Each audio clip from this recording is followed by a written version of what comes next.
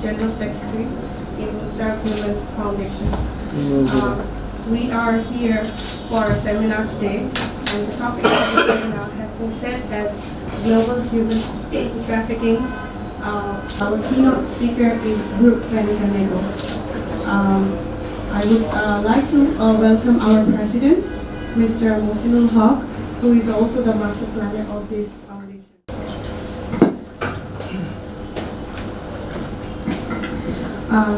To the respected guests, we will have a small welcome guest ceremony, and we would like to call upon your names, and I would like you to come here and collect flowers from us, from Mr. Mosul and the chief guest. Thank you.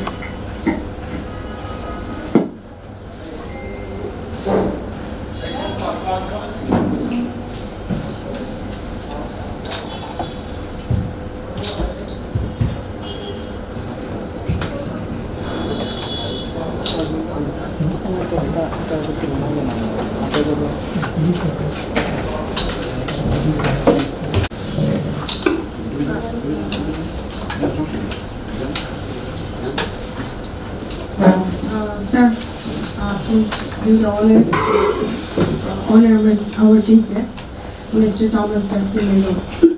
To welcome the ceremony.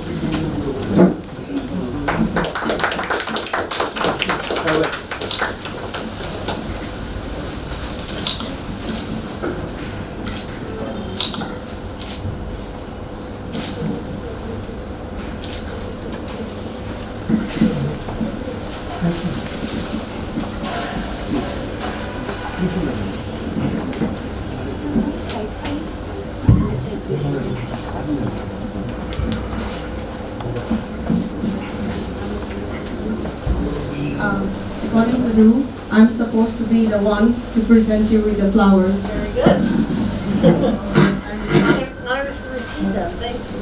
Thank you so much for coming. And it's an honor. Thank you.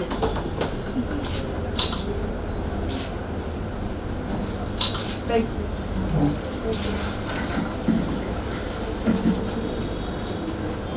Okay, so to our respected chairman, I would like to call our Vice President to give him the flower, please. Mr. Selim.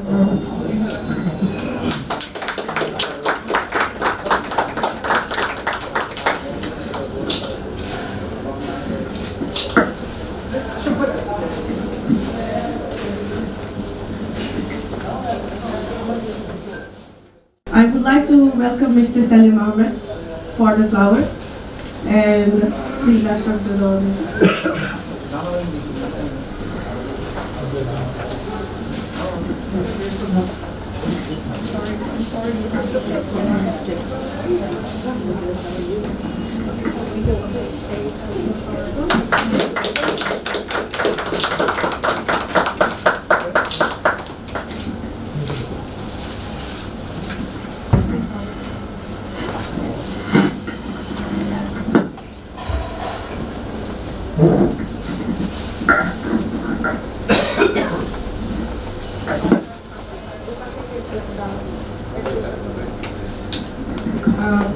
I would like to, among us, we have Mrs. Majida here.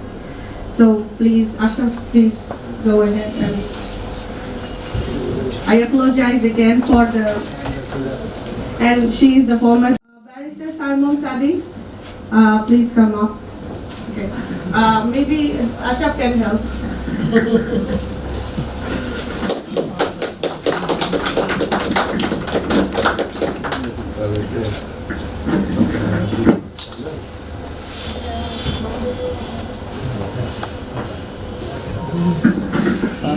Muhammad Mahbubur Rahman, MD Cordial Home Design and Development. Thank you for coming.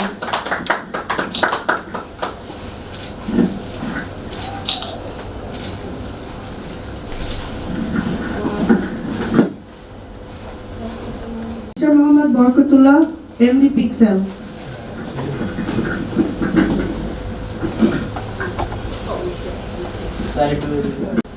Mr. Mr. Farhad Amir for Hotel Givenchy. Yes. Okay. Farhad. Mrs. Rohel Nahar, Blooming Flower School Principal.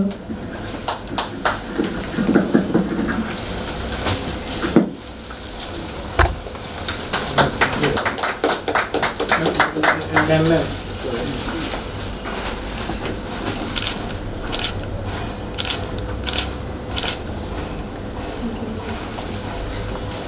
Mr. Shohidul Islam Shekhar, Rapid PRMD.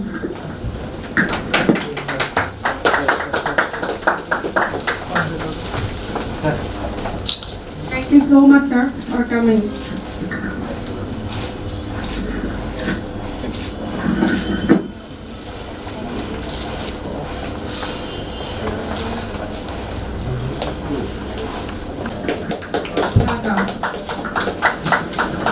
Thank you, sir, for coming. Donna, we are Mr. and Mrs.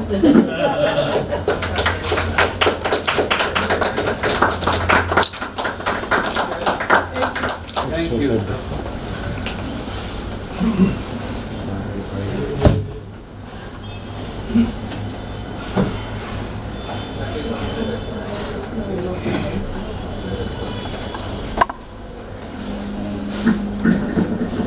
Now that we are done with our welcoming, I would now... Good morning, everybody.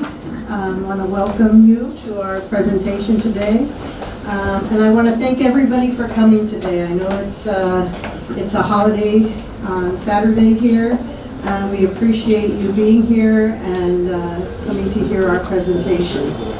It's very nice to see some friends we've made during the couple of weeks we've been here. And I want to thank, from the bottom of my heart, Mr. Mohsen Al-Haq for inviting us to participate in this workshop and inviting us to Bangladesh. He has been an outstanding host and a very, very good friend. And his family has welcomed us into their home and into their hearts. And we are now family. And we will definitely come back to Bangladesh someday. I met Mr. Mohsen in Canada in June. He and I and several other people, 3 other Bangladeshi gentlemen, another judge, Mr. Shahada, and 2 attorneys, including Mr. Abu, were in our class on refugees, on the refugee crisis, and at the Canadian Mennonite University in Winnipeg, Canada. And they were very kind, and they were the most fun people in the whole class. And I enjoyed meeting them, and we really appreciate being here. Our presentation is on a case that happened in 1995 in California. And the reason we're presenting this, as you'll see as the slides show, and my husband, Mr. Thomas Nagel, is going to present on this case because he was part of it. He spent 5 weeks working on the case, getting it ready for prosecution, and he will tell you more about that. But we are very, very honored to be here, and again, thank you for your attention, and we're very happy to meet all of you.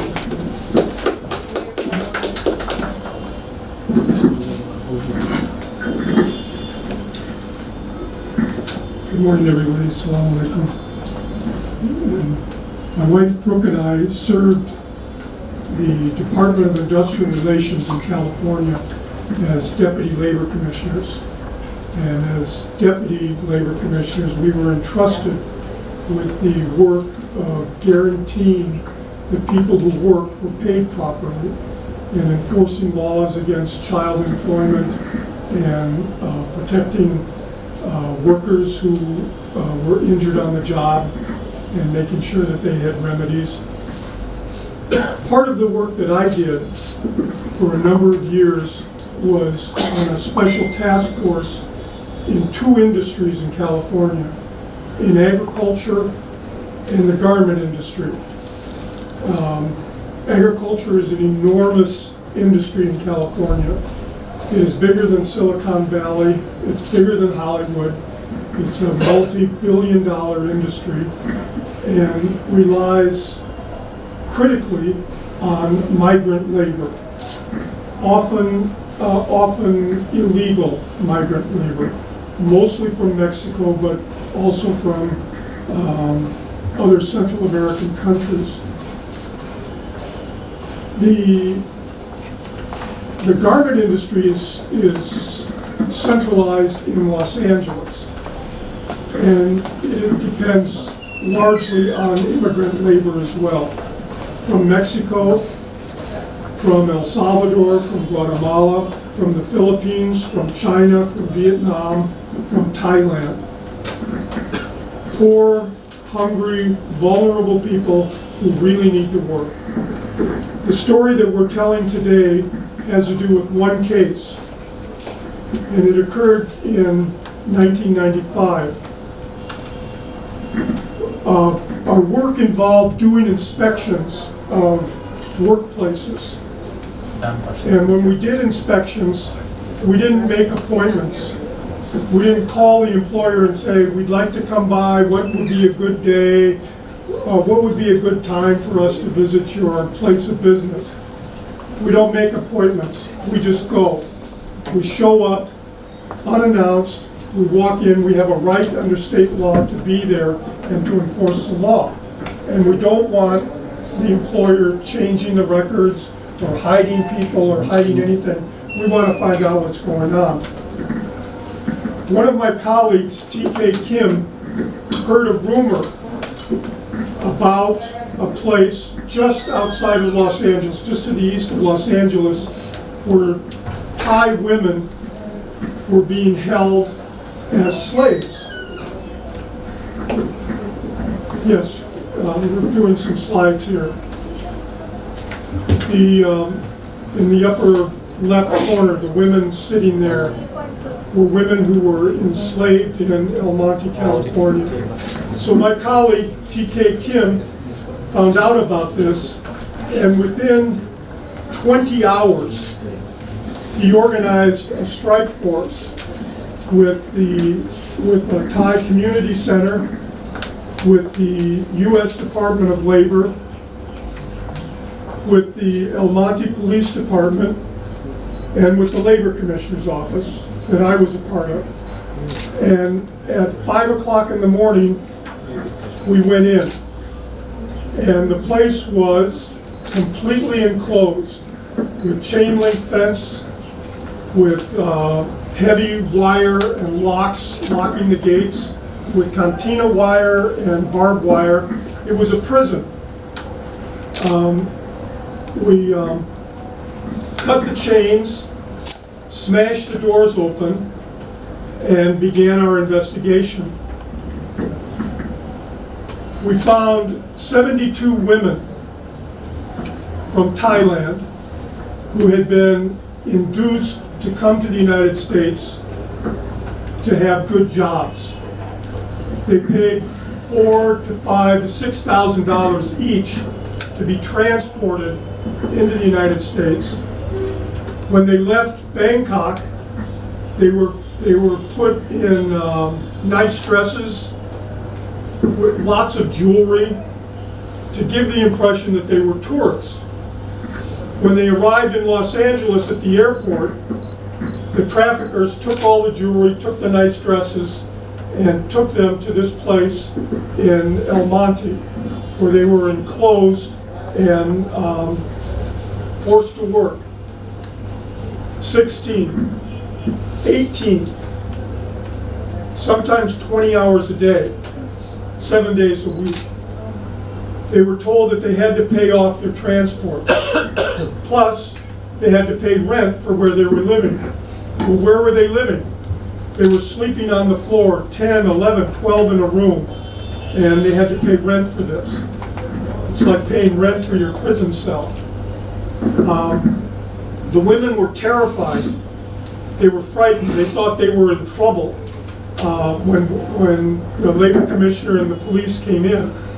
And we were there to liberate them and to make sure that they got paid and to prosecute the people that had held them enslaved. It's a long story, and the results of which took a long time. Out of the 72 women, 71 had stayed in the United States and obtained green cards, legal documentation to be in the United States. Some of whom have started their own businesses. One of whom started her own NGO to help other workers. The owners and the operators of the sweatshop were prosecuted and went to federal prison.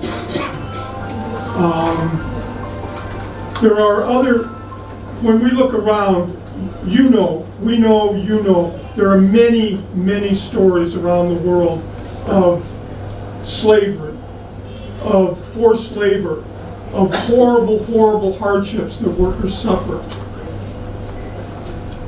There's stories from the United States, there's stories from Bangladesh, there's stories from India, there's stories from Western Europe, there's stories from Mexico, there's stories all over the world. Why is this one significant? It's significant to us because we were there and we participated in it. And we were involved in, our agency was involved in bringing these people to justice. So it's something we know about it. It's also significant because important things happened in California as a result of this case. And Brooke would like to talk about some of those now. Thank you.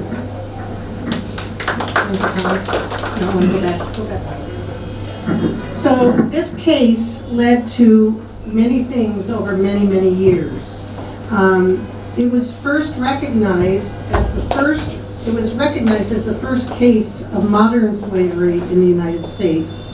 Sadly, our country has a long history of enslaving African people to work in cotton fields, to work as house slaves. And because of President Abraham Lincoln and the Civil War, that was ended, although there still are very much alive cases of racism in our country. However, this case was the first case of modern slavery in the United States, and it was heard all over the world. It was a global wake-up call regarding human trafficking, and it got lots of coverage.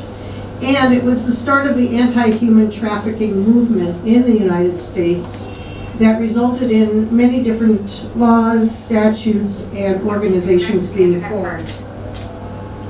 So what we would like to do right now is show you a short video about this case and the ramifications and what's happened since then.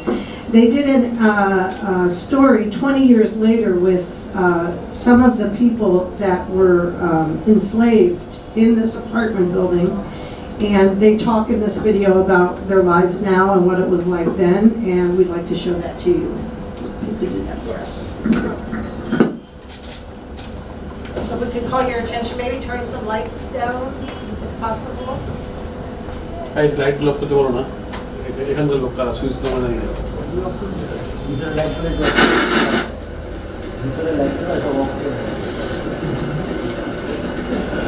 August 2nd, 1995. The IRS freed them from virtual slavery, freed them from guard and barbed wire, which had held them for years in El Monte, California. The windows were blacked out.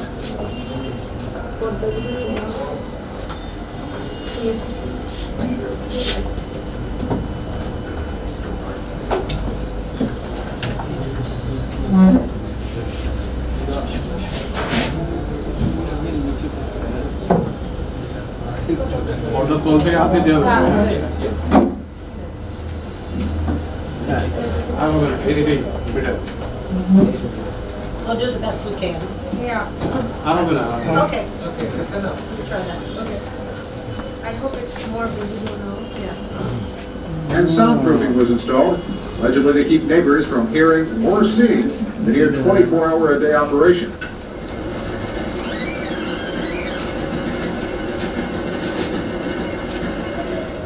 You don't feel proud. You feel like, oh, what happened to me? Why it's happened to me? Why something bad happened to me? But later on I realized bad happens. Can happen to anyone.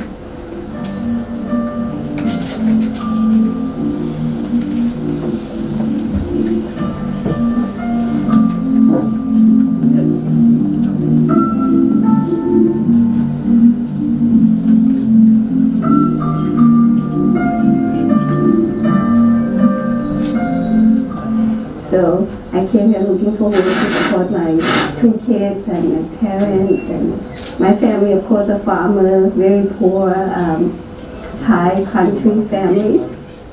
You know, we want our goods cheaper. We want them made in mass quantities. You know, so because we want that, what we're going to do is they're going to outsource and they're going to go to the countries where people are desperate because they're so poor. And when you have situations where people are desperate for money and they're poor, they're going to tend to, you know, put their trust in people who might lie to them and give them false job offers.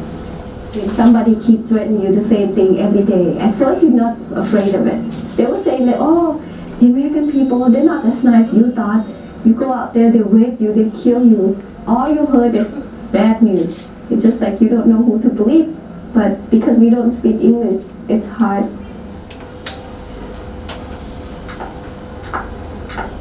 When we arrived in El Monte, they took passport, money, jewelry, and everything, valuable ID and stuff. And then they're starting to set up the rules. And I just, realized, wow, we're not allowed to leave. We're not allowed to go anywhere, and we're being forced to work. There's a barbed wire blocking people from getting out instead of blocking people from getting in. The master bedroom, it's like 10 people. You just have your mat and a pillow, and that's it. And there's about 12 or 14 people working in my unit, and it's very dusty, and we work there. So it was really out of fear that she had to get up to actually work. Otherwise, her family's back at home would be harmed and in jeopardy. At 5 o'clock, we'll unload the work, and I will do the stitches like the hem. I get paid 7 cents. My average income is monthly 400 to 500, 300-400 some month. All of us have to sign a contract where we'll pay them for the airfare and everything. It's like $4,000, $5,000. Every time I felt sad, I was crying and I think of my kids. Well, money. That's what the word come into my head. You need money. So you need money, you'll be okay. You need money. A lot of people ask me, well, is it an immigration issue? Is it an issue that you have to deal with law enforcement? Is it an issue, about culture, race, and it's a lot of things. And I think first and foremost, you have to realize that all these things are connected, that human trafficking encompasses all sorts of human exploitation. Human trafficking now has become a modern-day scourge.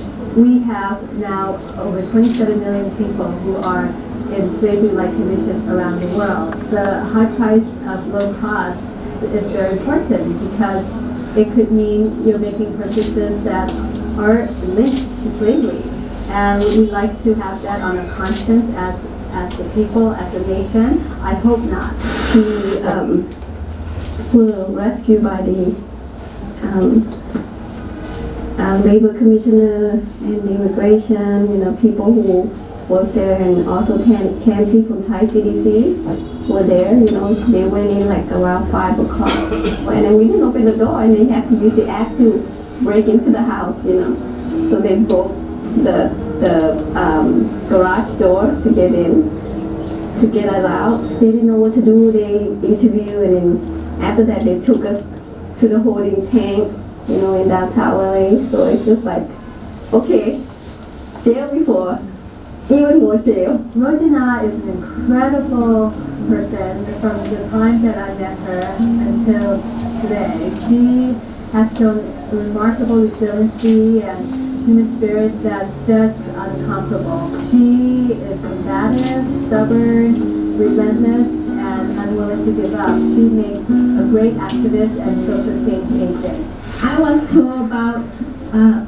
paying, about job in the United States. Then I came to El Monte.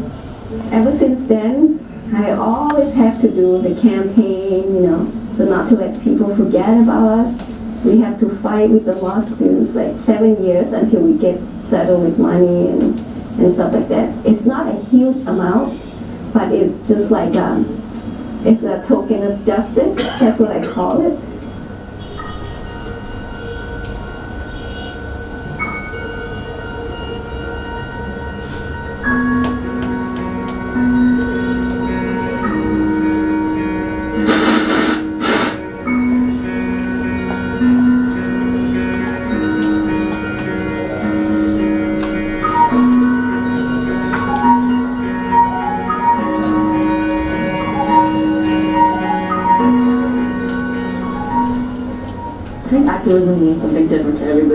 But to me, it's just seeing myself as an agent of social change and to use that opportunity to be able to motivate other people and empower other people. Activism is about speaking truth to power. It's about upsetting the status quo and not accepting the way things are, and be willing to make changes and paying the price for trying to make those changes. At this point, I look back that my life started turning to a different direction. One of the things that I always proud to say about it is that before that, you can't choose because you live under somebody else's rule. But when you're a free agent, you choose your own life, you choose make your own choices. You make bad choice, you suffer for your choice, you know. So that's what I said. I'm too proud that you choose to be strong and, you know, on my own knees and legs and, you know, one step at a time to get to where I'm at.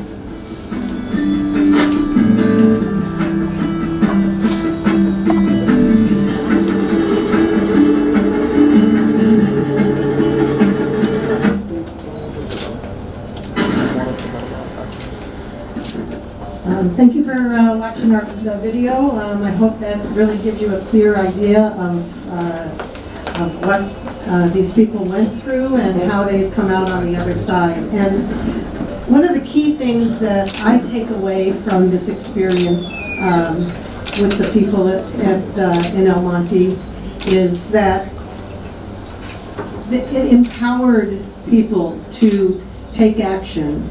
It empowered people on a civil society level to take action, which is what all of us have power to work together, like the Serve Human Foundation and Mr. Mosinal and Mrs. Raha and Mr. Ashraf and all of their colleagues, Mr. Salim, they've gotten together, they feel the need here in Bangladesh because of the problem of global human trafficking and the refugee crisis. The same thing happened here. A coalition to abolish slavery and trafficking was founded in Los Angeles 3 years later. It works on with rehabilitating survivors of human trafficking. It raises awareness in the community. It's an advocate for affecting legislation and public policy in California state law. And I think one key thing that is a possible thing, maybe you would be interested, and maybe you'll talk about doing this here, is providing a 24-hour hotline for people who can contact a toll-free hotline to tell somebody that they need help, and have someone on the other end of this hotline who can actually take action for these people. There are many other NGOs that were formed as a result of this case. And at the end of the slides, there's an addendum, an appendix, and it gives you the information about each of these organizations. So I'm not going to go into great detail about them, but also counties, districts, states have formed task forces, and they try to work together.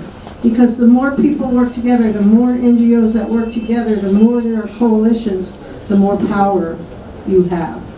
So these are the NGOs that were established because of this case. And now we're going to talk about some laws both in California and on the federal level that have been enacted as a result of the El Monte case. The El Monte case and other law enforcement, labor law enforcement, led to certain legal changes in California, including the law which set higher criminal standards for higher criminal penalties for human trafficking in California, state law, and also the Transparency and Supply Chains Act. And this law requires that certain retailers disclose the efforts that they are making to eradicate slavery and human trafficking from the supply chain.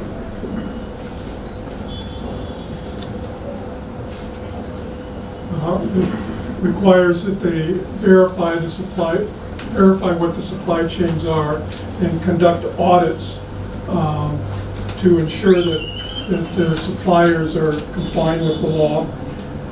Requires certification by suppliers that materials comply with the applicable laws. Maintains internal accountability standards and procedures, and provides training for those employees with direct responsibility for the supply chain management.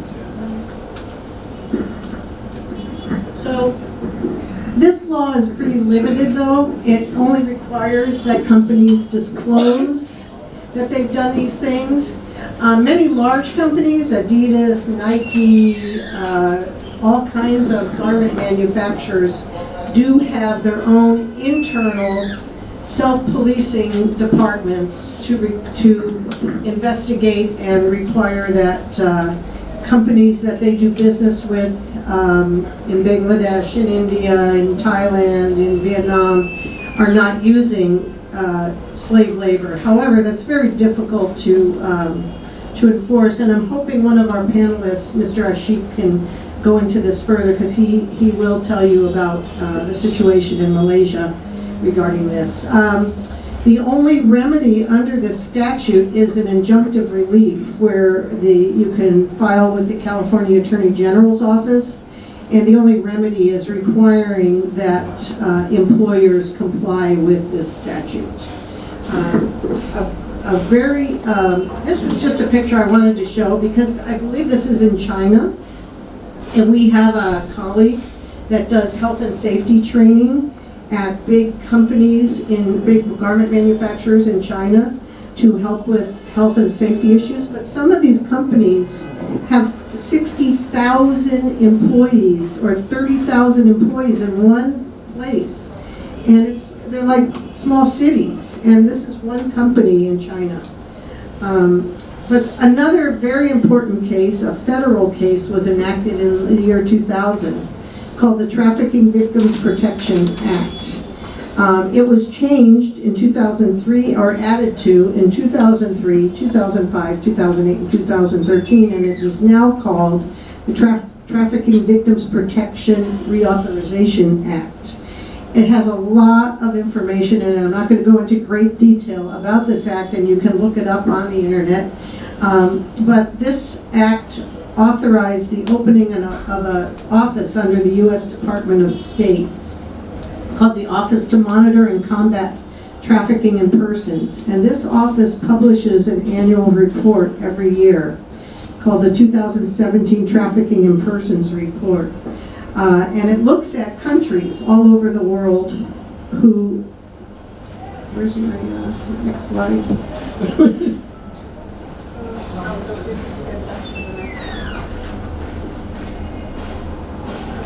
So this report looks at every country that's part of this act. Bangladesh is one of them.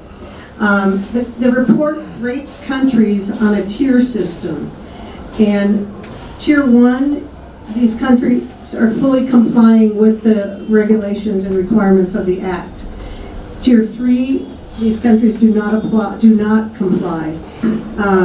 Bangladesh was a tier 2 country, making significant progress in the fight against human trafficking. They have since been, in this year, 2017, downgraded to a tier 2 watch list country. And what this means is that Bangladesh does not fully meet the standards of the act, and that it is deficient in 3 additional areas, where I have put that as appendix 2 in the slide presentation. I'm not going to go into great detail about it. But the key things about this are that if a country does not improve and they're put on the watch list for 2 years, then they are automatically downgraded to a tier 3 country that does not comply with this law. And if this happens, it's possible that assistance to these countries can be restricted and certain funding removed. This funding does not include humanitarian funding or other funding, but it does include some funding, and it's up to the discretion, I believe, of the President of the United States or the powers that be to decide if they want to remove some of this funding.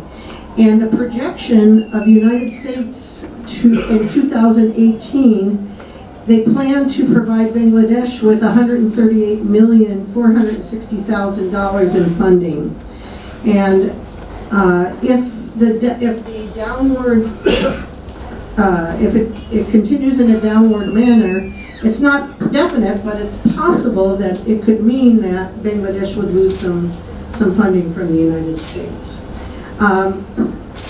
The report, the 2017 Trafficking in Persons report, also contains a country narrative about each country evaluated. And the report talks about which tier the country is in and why it's in that, why they consider it in that range.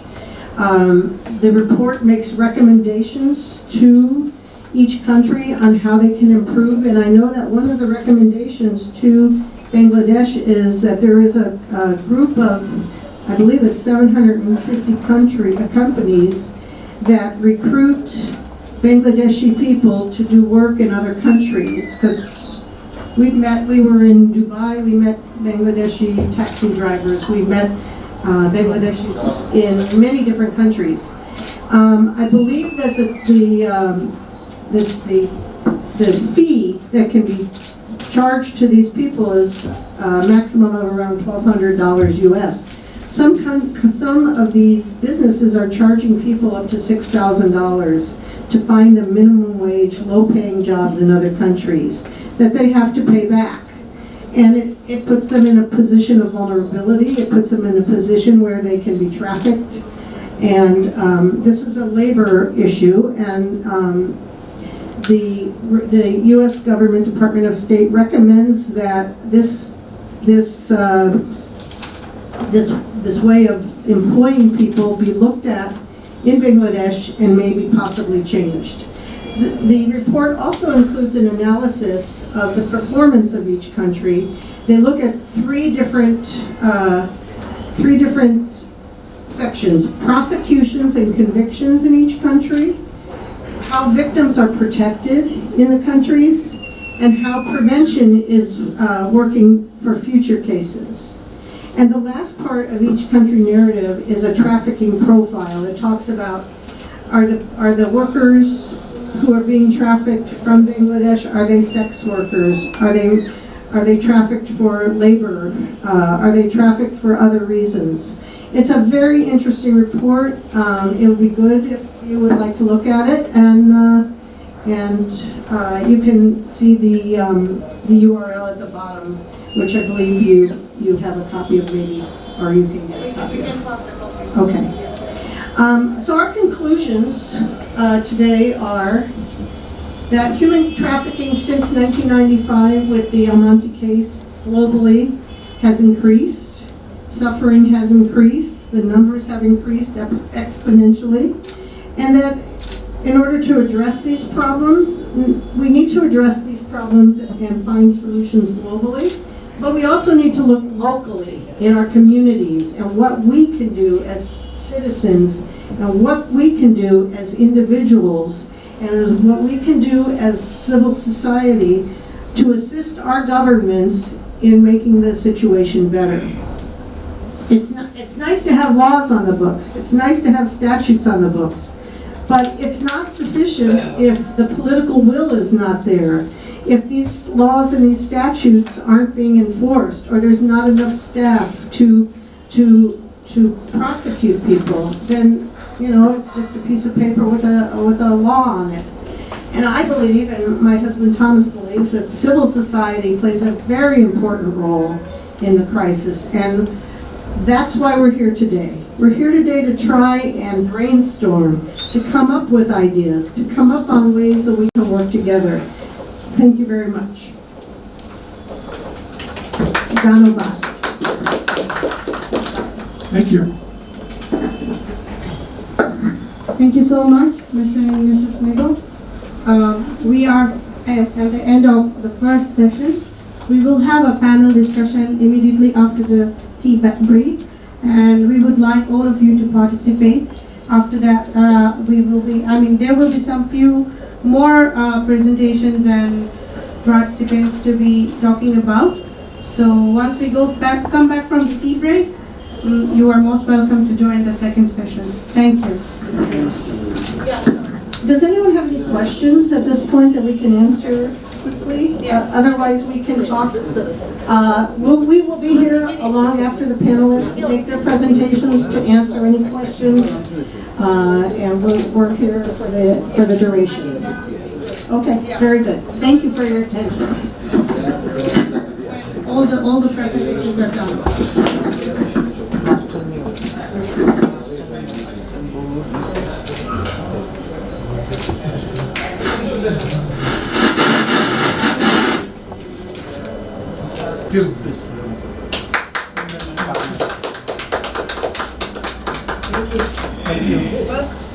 Welcome now.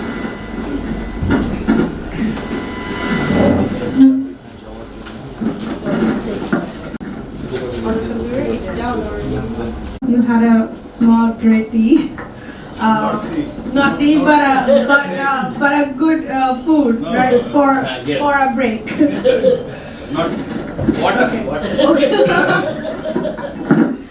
So this is the second session, and we are actually having a little formally informal session today, so that we have a place to discuss among each other. We just don't want you to hear, but also participate.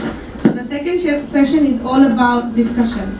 And to facilitate this discussion, actually we will be having some more presentation, because Mrs. Brooke and Mr. Thomas, they presented on the perspective of America or California based on their experience.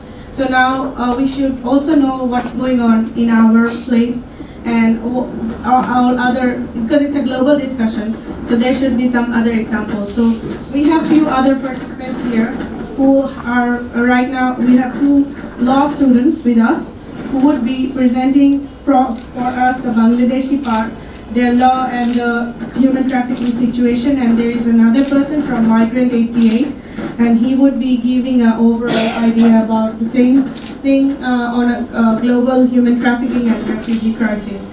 And later part, we will be having a discussion. You are most welcome to participate and throw questions at your own understandings. So I would like to welcome the first speaker, Tamanna. Thank you.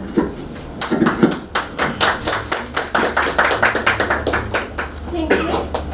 Assalamu alaikum. My name is Tamanna Islam. I am from Southeast University, Department of Law and Justice. Today I am talking about a very important issue, that global human trafficking and refugee crisis, and I would like to discuss about the present situation in Bangladesh, about the human trafficking and how these issues can be prevented. Human trafficking is nothing new. It's happening for thousands of years. The number of people in the world is increasing day by day. So as the scope of human trafficking, in economic consideration, these 3 issues, they are: first one, legal migration; second one, illegal migration; and third one, human trafficking, are happening for a fairly similar purpose. But there is a great difference among them. According to the definition of human trafficking as adopted at the United Nations General Assembly in 1994, illegal or secret crossing of countries' boundary by the people of the developing countries or the countries with economic transition is called human trafficking. In respect of Bangladesh, it has been especially mentioned here the trafficking of women and girls whom the traffickers forced to do antisocial, oppressive and illegal activities of monetary gains. In fact, the history of human trafficking started mainly from the trafficking of women and children, and it is still continuing. Naturally, the question arises, who are the easy preys of human trafficking and why? The poor section, to avail the opportunity of education or spend their days in social insecurity, they are caught in the group of traffickers while searching for better life. Human trafficking, like other consumer products, is dependent on demand and supply. These who control this market have a strong network. Now, we can understand the current situation of human trafficking in Bangladesh for some of the events of the present day. According to the report of UN High Commission of Victims of Human Trafficking from Bangladesh, in the first 3 months of 2015, we see almost some pictures in last few years. Traffickers have earned approximately $100 million US every year from trafficking of Bangladeshis to Malaysia via Thailand. According to the UNHCR, about 750 people were thrown into the sea in 2014.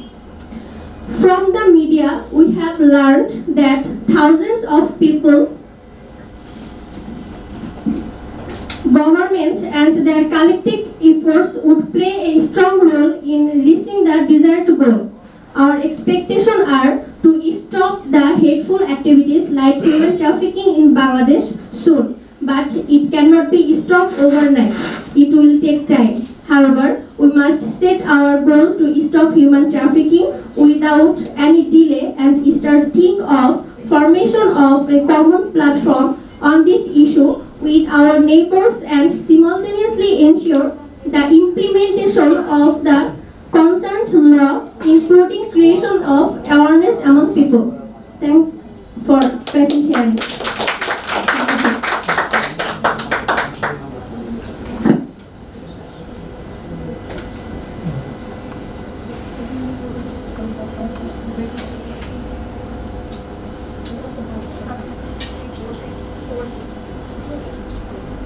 Thank you so much, Tamanna. I would like to welcome Deepika. We have a Deepika here who would be presenting on the laws today. Please, Deepika, come ahead.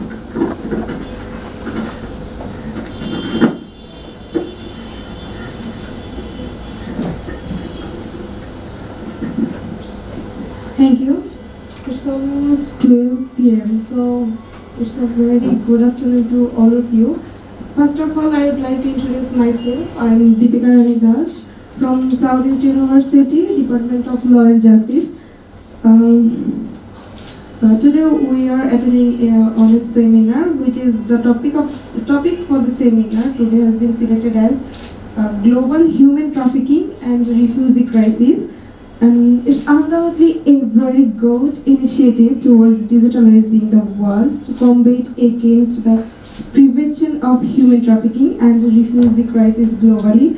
So now I would like to share about a law related to human trafficking in Bangladesh. It's known as the Prevention and Suppression of Human Trafficking Act 2012. It provides a legal security of preventing and deterring human trafficking, but several provisions of this law are too unnecessarily criminalize the legitimate expression. And procedural or public interest safeguards are also missing in this act. However, human trafficking can be identified as one of the worst and most pervasive form of violation of human rights. It can be said that human trafficking is a remarkably heinous and inhuman offense as well. So now I would like to share the main objectives of this act, which is divided into two parts.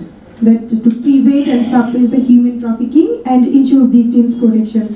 And second one is to protect fundamental human rights and to human rights of the people and provide exemplary punishment against the offenders of human trafficking. There are 48 sections in this act in total. Then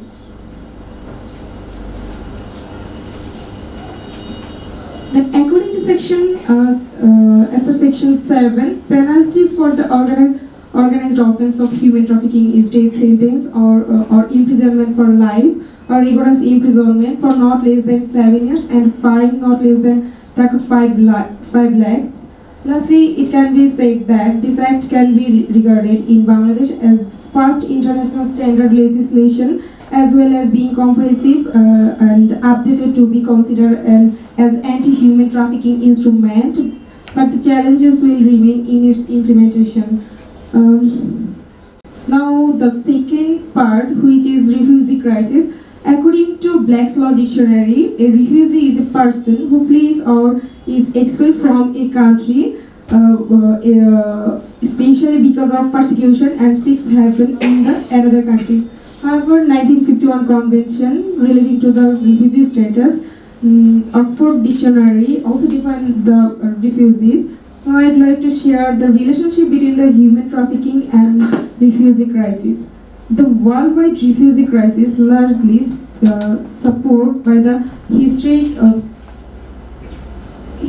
mass migration of people from war-torn Syria, Iraq, Afghanistan, and other countries are seeking refuge around the world.